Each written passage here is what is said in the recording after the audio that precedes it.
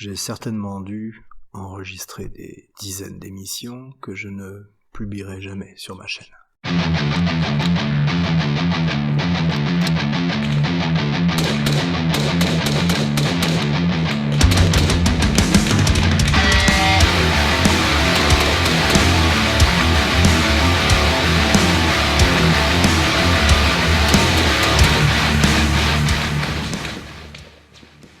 Oui, 6 mois entre chaque vidéo, c'est pas très violent comme production. Mais que voulez-vous? Ce monde muse. Il muse plus encore de jour en jour. Pour faire des vidéos avec... dans le genre de domaine dans lequel je recherche, faut être une sorte de mulet, ou regarder droit devant et avancer.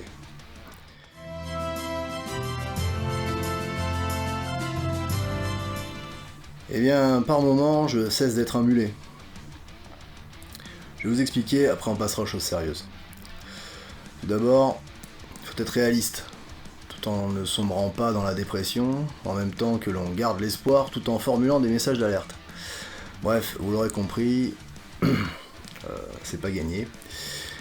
Je suis partagé parfois entre le besoin de vous parler des choses que je trouve, dans l'espoir, futile peut-être, de vous aider au mieux à comprendre le monde bizarre qui nous entoure, et la solution la plus simple qui serait de replonger comme un grand cétacé dans les abysses du silence.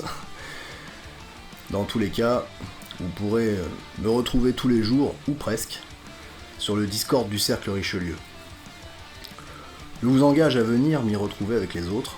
Nous y passons de très bons moments.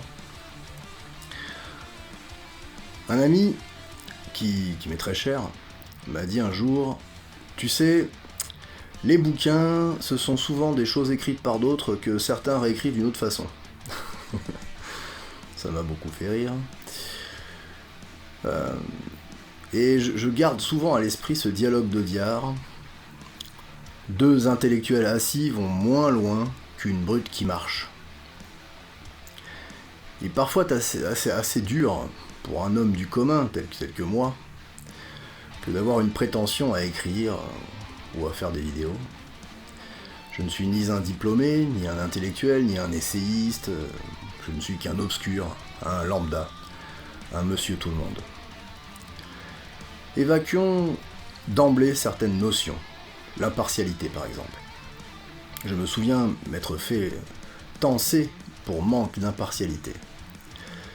Et ce sont souvent ces personnes impartiales qui vont vous expliquer que vos convictions sont nauséabondes, comme ils aiment à le dire. Ils aiment beaucoup ce mot. Ce n'est pas un secret. Il existe des prises de position autorisées et d'autres qui, quant à elles, sont intolérables et frappées du sceau de l'infamie. Or, tout l'exercice de la réflexion consiste à savoir qui parle, quand il parle et d'où il parle. Mais que voulez-vous? Nous vivons en ces temps où l'on a détruit la réflexion et où il faut fournir du prêt-à-penser. Un prêt-à-penser fourni par les élites autoproclamées, ceux qui en 1789 ont aboli les privilèges des élites d'alors. Oui, je sais, j'enfonce une porte ouverte, mais je me demande parfois si c'est si évident que cela pour tout le monde. Les tenants de la doxa, les pourvoyeurs de prêt-à-penser, dominent le débat public. Si par exemple, je dis, avec ma candeur habituelle à un professeur d'université, « Tu sais, je déteste le milieu dans lequel tu évolues et les idées véhiculées par ce dit milieu », on va me rétorquer que je parle sans savoir et que je suis un radical, un extrémiste. Alors que là aussi, il est de notoriété publique que les milieux universitaires sont ceux dans lesquels ont été maturés les concepts qui détruisent notre société. Ah, vous me direz, tout est une question de point de vue. D'un côté, vous avez les forces du progrès, dynamiques, donc vivants, donc positifs, et de l'autre, celles d'une certaine tradition, immobile, donc mort, donc négatif. Il est indéniable que les forces du progrès, drapées dans leur manteau de légitimité, dominent le monde tel que nous le connaissons. Il est donc assez simple pour un certain programme politique de s'inscrire dans le positif et de discréditer ses ennemis en les affublant de l'étiquette adéquate. C'est un principe de disqualification de l'ennemi assez simple en somme. Quand on veut tuer son chien, on dit qu'il a la rage. À plusieurs reprises, cette année, j'ai observé des discussions passionnées sur les sujets de la politique en France, tel ou tel parti fait telle ou telle chose, etc. Bref, vous l'aurez compris, de mon point de vue, on s'en fout, ça sert à rien. Peut-être que d'un certain... pour s'écouter parler, pour faire un peu la personne brillante, je connais la politique en France, mais en fait on s'en tape les roustons, quoi. Je ne peux pas me départir de l'impression que se livrer volontairement à l'exercice de l'analyse de la politique française n'est qu'au final une perte de temps. Si vous lisez, par exemple, je ne sais pas, Carol Quigley ou d'autres, ou tout simplement vous faites vos recherches sur Woodrow Wilson, le colonel Mendelhouse, The Society of the Elect de Rhodes, Cecil Rhodes, la naissance de la Société des Nations, puis plus tard par ordonnance, la naissance de l'ONU par Franklin Delano Roosevelt. Observez bien tous ces gens, faites vos recherches, et vous verrez que vous pouvez faire ce que vous voulez, mettre un bulletin dans l'urne, ou ne pas en mettre un, soutenir tel ou tel homme politique, ça sert à rien. Je ne peux pas me départir du sentiment que tout cela n'est qu'une mascarade. Peu importe ce que vous dites, ou peu importe ce que vous faites, que vous votiez ou pas, que vous soyez actif ou pas dans un parti, les dés sont pipés d'emblée. On vous laissera peut-être un rôle mineur, peut-être à l'échelon local et encore. Mais les grandes décisions, celles qui pèsent, ce ne sera pas de votre fait. Définissons, de mon point de vue, peut-être je me trompe, les strates du pouvoir selon, tel que dans ma tête je les définis. On a des groupes financiers internationaux, transnationaux, qui donnent des moyens financiers à des think tanks qui financent et qui réfléchissent à comment garder le pouvoir pour les groupes financiers. Ils financent donc des recherches, notamment dans le domaine du comportement. Tout cela est fait dans de prestigieuses universités, souvent américaines, mais pas que. Ces techniques, en fait, sont développées et servent d'outils à des gouvernements qui sont conseillés par les think tanks. Ces gouvernements sont constitués de ce que les Anglais appellent des yes man, donc des bénis oui-oui, trop contents de conserver leur position et leurs avantages, et qui gesticulent devant les masses abruties d'informations qui les vénèrent comme une bande d'illuminés. C'est comme ça que vous pouvez vous faire traiter de tous les noms si vous avez les positions que l'on partage. C'est-à-dire que le réchauffement planétaire, par exemple, si on prend ça, n'est qu'une espèce de fumisterie. Cela justifie l'apparition de mouvements mortifères. Je sais pas moi. J'ai même vu. Il y en a tellement que j'ai du mal à.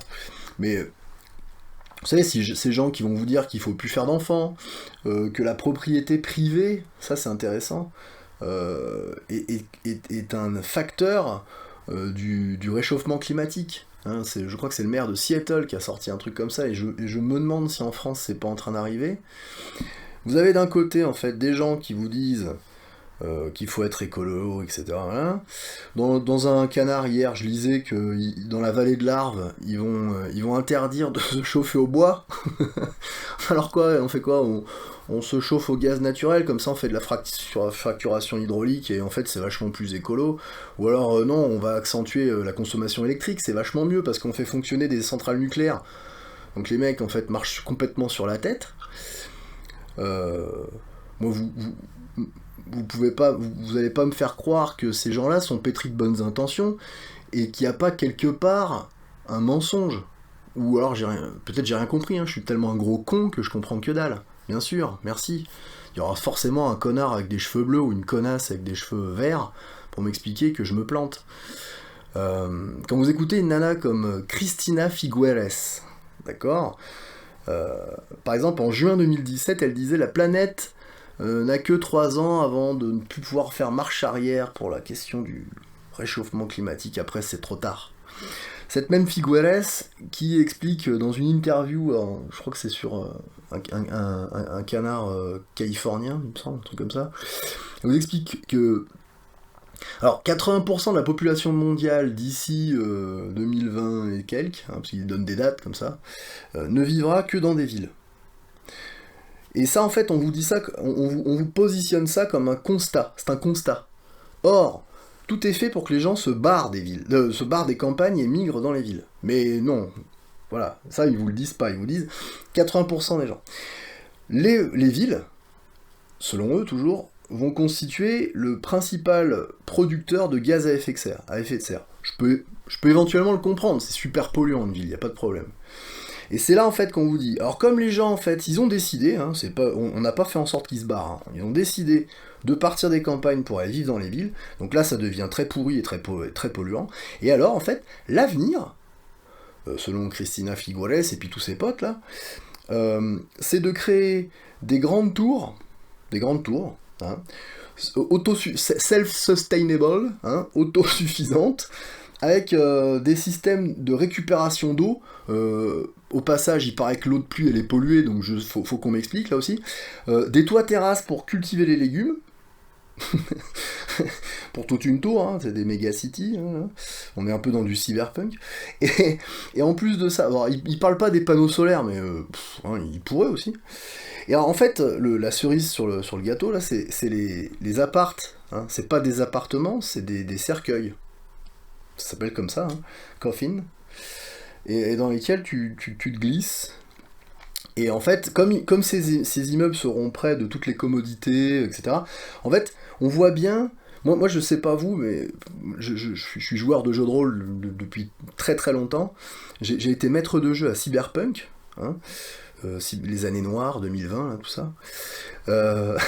Et ben, c'était dans Cyberpunk. C'était quand même dans un truc de science-fiction, bon sang. Et maintenant, en fait, non, c'est vrai. On est bon, là. C'est parti.